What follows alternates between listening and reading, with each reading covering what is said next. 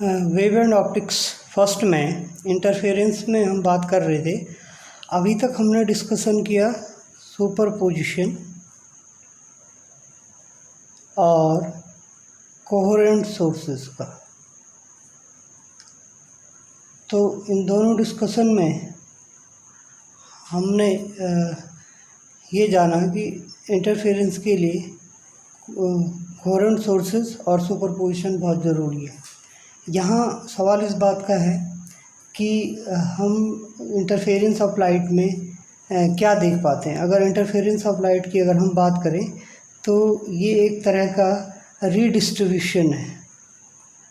Redistribution और वो redistribution है लाइट एनर्जी का, रीडिस्ट्रीब्यूशन ऑफ लाइट एनर्जी, जिसको हम इंटरफेरेंस ऑफ लाइट कह रहे हैं। तो basically that is redistribution of light energy. अब यहाँ पर ये जानना ज़रूरी है, सबसे पहले अगर हम बात करें कि इसका डेफिनेशन किस तरह से हम इसको डिस्कस करें, तो इसकी डेफिनेशन में हम ऐसे कहेंगे कि the redistribution of light energy obtained by superposition of light wave from to coherent sources of light is called interference of light. यानी हम ऐसे कह रहे हैं कि जो रीडिस्ट्रीब्यूशन है लाइट एनर्जी का, that is basically obtained by superposition of light. और जो ये सुपरपोजिशन ऑफ लाइट हो रहा है वो to coherent sources of light के कारण हमारे को सुपरपोजिशन ऑफ लाइट मिल रहा है। अब जहाँ तक इंटरफेरेंस की बात करें, इंटरफेरेंस के टाइप्स की अगर हम बात करते हैं तो दो तरह के टाइप्स हमारे पास हैं इंटरफेरेंस के। सबसे पहला जो है जिसको हम कहेंगे कंस्ट्रक्टिव इंटरफेरेंस, और दूसरा हमारे पास है डिस्ट्रक्टिव इंटरफेरेंस। तो अगर हम कंस्ट्रक्टिव इंटरफेरेंस की बात करें तो कंस्ट्रक्टिव इंटरफेरेंस को हम ऐसे समझा सकते हैं, at point where the crest of one wave falls over the crest of another wave, or trough of one wave falls over the trough of another wave, the resultant amplitude of resulting wave is maximum. At such point light intensity is maximum. It is called constructive interference. अब constructive interference को समझने के लिए हम ऐसा कहना चाह रहे हैं कि बेसिकली हमारे पास दो तरह के वेव्स हैं। एक जैसे माने हमने कहा this is wave one, this is wave one, और इसी तरह से हमारे पास दूसरी वेव है ट्रांसवर्स वेव हम कंसीडर कर सकते हैं, ये हमारी वेव टू है। तो कंस्ट्रक्टिव इंटरफेरेंस कैसे हो रहा है? तो कंस्ट्रक्टिव इंटरफेरेंस ऐसे हो रहा है, इस तरह से हो रहा है कि जो ये पहली वेव है और जो ये दूसरी वेव है, दोनों के जो क्रेस्ट हैं, दीज आर द क्रेस्ट, ये जो क्रेस्ट्स हैं दोनों के, ये क्रेस्ट के साथ क्रेस्ट मिल गया, यानी इस वाले क्रेस्ट के साथ ये वाला क्रेस्ट अगर मैच करता है। इसी तरह से जो ट्रफ है, ये नीचे वाला जो ट्रफ है, वो ट्रफ के साथ हमारा ट्रफ अगर कोइंसाइड कर रहा है, मैच कर रहा है, तो उस केस में हम ऐसे कह सकते हैं या फॉल कर रहा है, एक क्रेस्ट के ऊपर क्रेस्ट और ट्रफ के ऊपर ट्रफ अगर फॉल कर रहा है, तो इस प्रकार का जो हमारा इंटरफेरेंस है उसको हम कंस्ट्रक्टिव इंटरफेरेंस कह सकते हैं। कंस्ट्रक्टिव इंटरफेरेंस हम कह सकते हैं। अब इसी तरह से अगर हम बात करें कि जो हमारे पास दूसरा टाइप है जिसको हम कहते हैं डिस्ट्रक्टिव इंटरफेरेंस, डिस्ट्रक्टिव इंटरफेरेंस।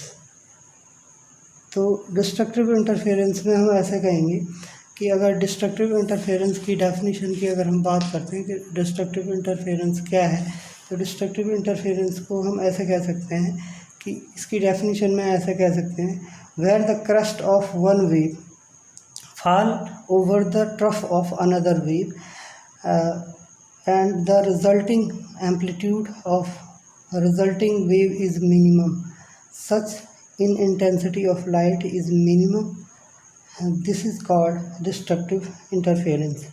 जहाँ हमने कंस्ट्रक्टिव इंटरफेरेंस में जो हमारा एम्पलीट्यूड था वो एम्पलीट्यूड मैक्सिमम हो गया था, लेकिन जहाँ पर हमारा जो एम्पलीट्यूड है वो एम्पलीट्यूड हमारा जब ये वेव 1 है, यानी एक वेव से जब दूसरी वेव की अगर हम बात करते हैं तो इन दोनों का एक का क्रेस्ट दूसरे के ट्रफ के साथ जब क्या करेगा, मैच करेगा, तो हमारी जो ओवरऑल एम्पलीट्यूड है, एम्पलीट्यूड हमारा वो मिनिमम हो जाएगा।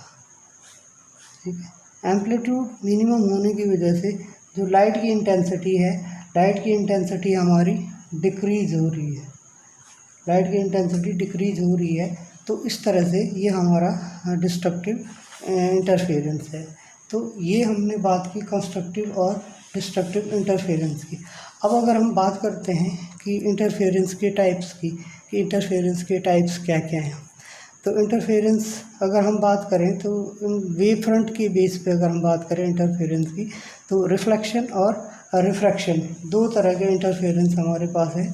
और अगर हम इनके एग्जांपल देखें कि किन एग्जांपल से हम वेव फ्रंट के डिवीज़न, जैसे हम अभी बता रहे हैं इसमें कि इंटरफेरेंस का जो टाइप है, ये पहला वाला जो टाइप है that is based on the division of wave front. अब रिफ्लेक्शन और रिफ्रैक्शन दो इसके सब टाइटल हैं। और अब हम एग्जांपल की अगर बात करें तो इसमें हम बात कर रहे हैं कि जैसे फ्रेजनल बाइप्रिज्म है हमारे पास, फ्रेजनल बाइप्रिज्म, इसी तरह से फ्रेजनल बाइप्रिज्म का डबल मिरर हमारे पास, और लॉयड मिरर की अगर हम बात करते हैं, लॉयड्स मिरर की अगर बात करें,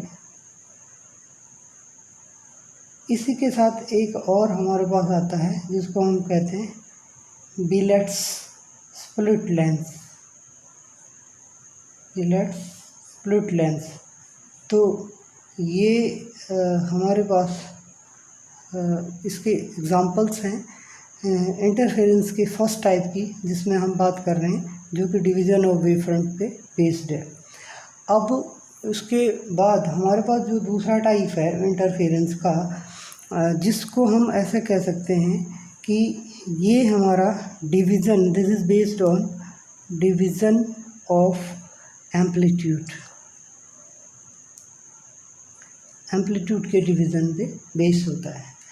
अब इसमें हमारे पास जो इसके सब टाइटल अगर हम कहें तो इसमें हम ऐसा कहें कि पार्शियल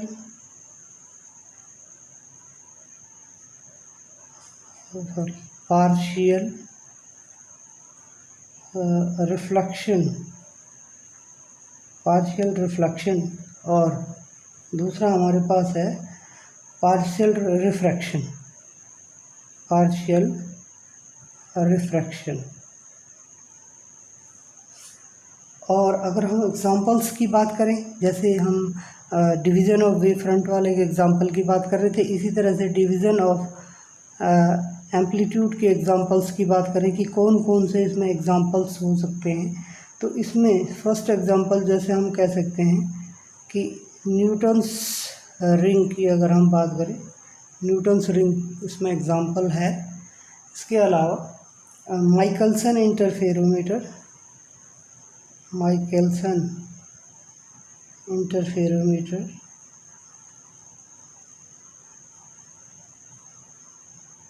और इसमें जो पैरेलल, इसके साथ साथ अगर हम इसमें बात करें parallel and wedge shape film. So these are the types of interference, और ये एग्जांपल हैं। तो इंटरफेरेंस में जो बेसिक इंट्रोडक्शन है, आज हम इसको यहीं पर कंक्लूड करेंगे। इसके बाद हम आगे और डिस्कशन करेंगे कि इंटरफेरेंस का जो हमारा चैप्टर है उसमें आगे हमारे पास आएगा यंग्स डबल स्लिट एक्सपेरिमेंट, और इसको हम आगे फर्दर डिस्कस करेंगे। Thank you.